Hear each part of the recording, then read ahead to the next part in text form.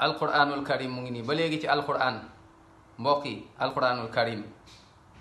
nañu dem ci alquran ci surat al araf moom mooy numéro 7 naam boo jógee ci kaw di wàcc suratul araf mooy numéro 7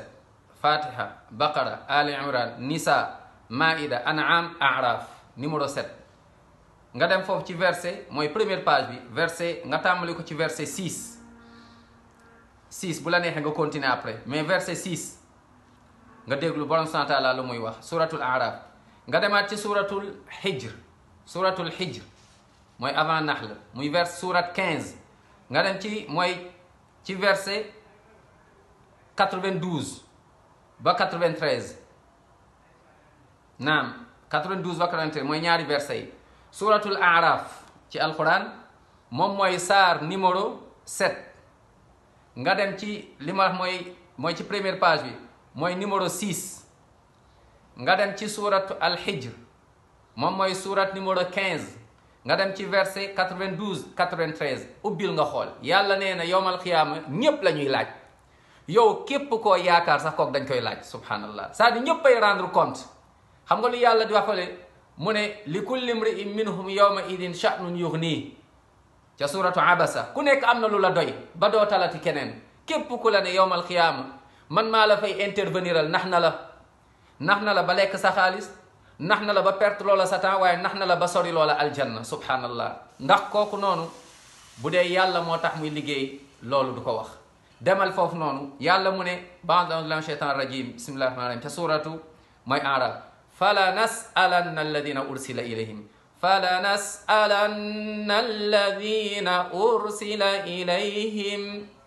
wala nas'alanna almursalin yàlla ne dañuy laaj yonent yi te ñun ñii ñuy yonent yi ci ñu leen yónni woon ñooñu tam dañ leen di laaj yonent yeeg ñu dul yonent ñëpp la ñuy laaj waa kon ku dul yonent taxatul ñuy wax ñëpp la ñuy laaj sëriñ ñëpp dañ leen di laaj taalibe yi ñëpp dañ leen di laaj ñëpp ci yawmal xiyaama ci yàlla benn tur lañ fa yor mooy abd ay jaam lañ ñun ñëpp ay jaam lañ yow jaam nga naam man jaam laa ñëpp ay jaam lañ même yonent yi ay jaam lañ ci kanam borom bi subhanahu wa taala ca suratul hijr 92 93 yàlla mu ne dafa giñ mu ne fa wa rabbika la nas'alannahum ajmain maa ngi giñ ci sa borom yàlla mooy giñ nee na ñëpp la ñuy laaj sans exception mais lu ñu leen di laaj amma kaanu yaamaluun ñëpp la ñuy laaj mooy lu ñu doon liggéey dañ ñu koy laaj yàlla daf ñuy laaj lu ñu liggéey suñu liggéey lan lañ doon def naam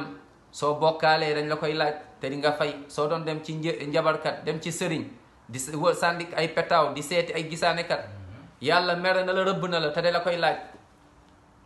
te nag mujjantal ba bu doon te ngaa daanu ci bokkaale mooy safara nga jëm yàlla nañ ci yàlla musal kon mbokk yi nañuy dellu ci alquran jàngale yonent bi sallallahu alayhi wa sallam